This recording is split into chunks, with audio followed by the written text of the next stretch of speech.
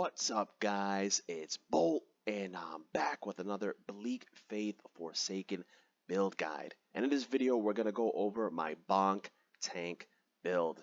This is, in my opinion, the best beginner-friendly build that you could possibly make. It is very user-friendly, it's not complicated to use, and it is very easy to assemble. Let's get right into this attributes breakdown. First, you're going to prioritize strength and get that to 45, which is the soft cap, and it maxes out your encumbrance. That's your priority. Then right after that, you're just going to pump all the rest of your points into constitution, and at the end of new game, which I am at, you should have 27 constitution. Simple, self-explanatory. The good thing about constitution is what we really need also is the stagger resistance that constitution is tied to. Next is the perks. You want to start by upgrading the choosing the vampirism upgrade and then upgrading it to the double benefits. This is where our life leech is going to stem from. When we hit, we will be leeching from the enemy from the damage that we are doing, essentially tanking and simultaneously healing ourselves. This is very important to have, and I suggest you get this one first because in the beginning your health is limited in terms of how many potions you can carry. So our healing will be done based off this, and you're probably never going to have to use a potion, which is beautiful.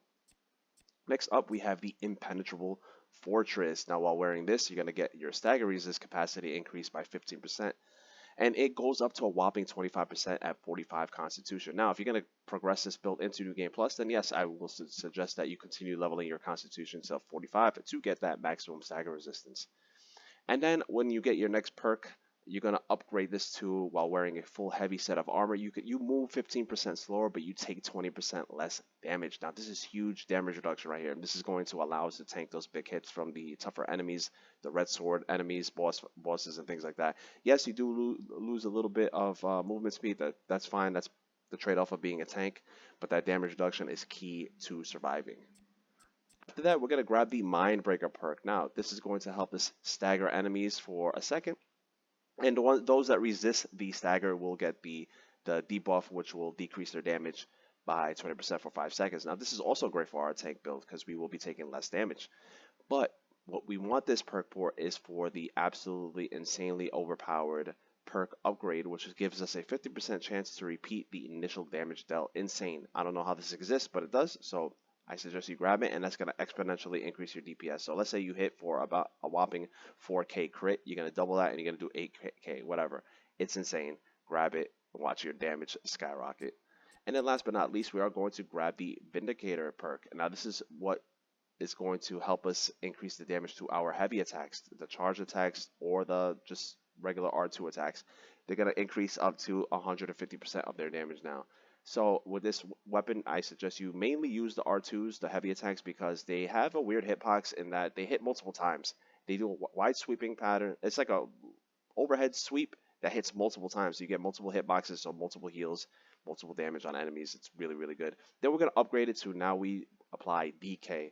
Now what DK does is that it reduces the enemy's attack power towards us. So we will be taking less damage, which is, again, this is what we need on our tank build. We love it. We love being defensive, and we love that they do less damage to us. That's what we need. As for the abilities, I suggest you grab the dash just for our mobility. We're moving really slow, so I suggest grabbing dash. And then the other one is up to you, but I suggest Echo Slam just in case you do get surrounded by a bunch of enemies. You could just do your Echo Slam, and it will stun all the enemies around you. Now, I don't suggest grabbing the armor that is redundant to this build, and we already have plenty of armor on it, and you're basically immortal anyway. No need for that. Onto the equipment, guys. So this is a tank build. We need to wear heavy armor, so wear whatever the hell heavy armor you want. As long as it's heavy, it's good to go. And if in case you're wondering what this drip is, this is just something I put together during the playthrough I did live stream. It was just because the gems were already slotted in that I needed. So we are using the Templar helmet, the Titan Slayer shoulders, Titan Slayer cuirass, Titan Slayer legs, and the Templar gloves. Now, what you're going to do with these is you're going to slot all damage. As the higher they are, the better gems that you have.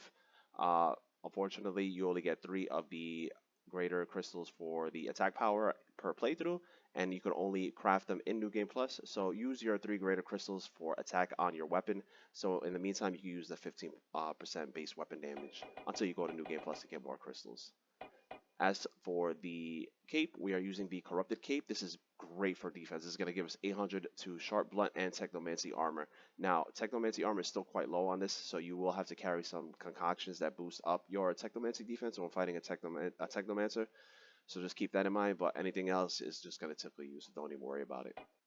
Amulet of Focus. Now, this is going to remove our iframes when dodging, but that's fine because we're not dodging. We're just standing there, we're tanking hits, and we're going to be dealing a 90% extra base weapon damage. Absurd, absurd damage right there, guys. So don't be afraid. This is crafted through your recipe with the Tactician's Amulet. You just transform it into the Amulet of Focus in the crafting, and you get the, you craft the Tactician's Amulet and into the Amulet of Focus, and you get this amulet.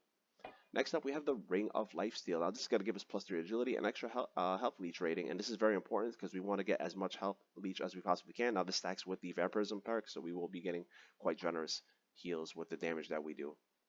And then the Ring of Exceeding Talent. This is like just the Ring of Favor and Protection, good jack of all trades, master of none ring. You can put on any build and it will fit in perfectly, and this is going to give you +3 to all of your attributes, which is beautiful. So we'll get more damage, more health, more attack speed, more crit chance, all of that stuff. Really good to have. Now, the star of the show is the Armor Buster weapon. Now, this is possibly the best weapon in the entire game, maybe, or top 3 at the very least.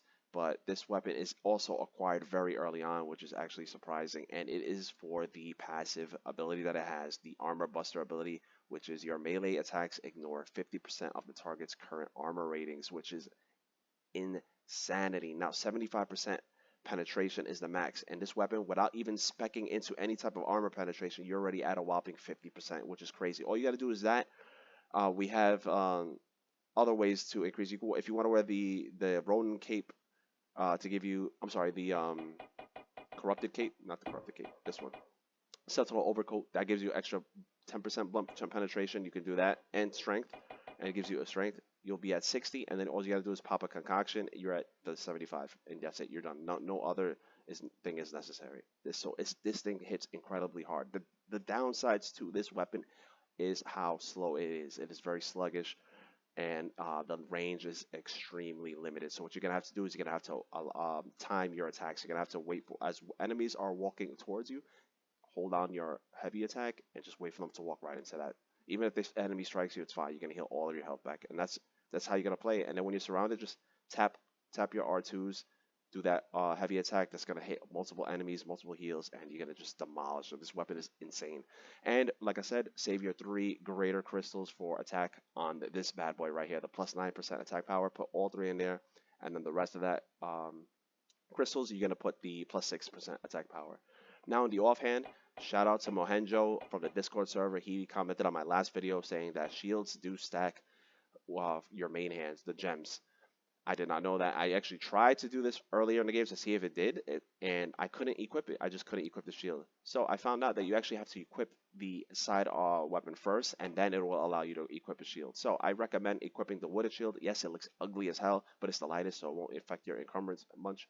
And then you're going to stack that with the +15 base weapon damage.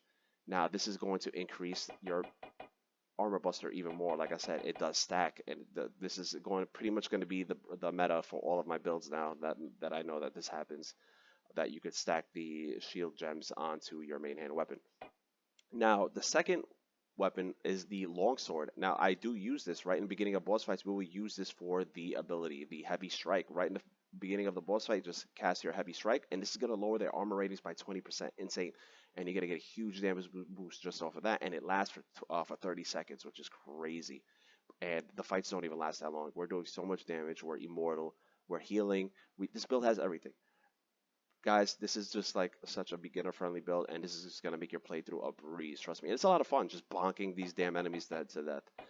As far as the concoctions are concerned, you're just going to want to at least have the Technomancy concoction for armor. The Flux Shield concoction, which is going to boost your armor rating by 2000 for Technomancy, that's very important to have.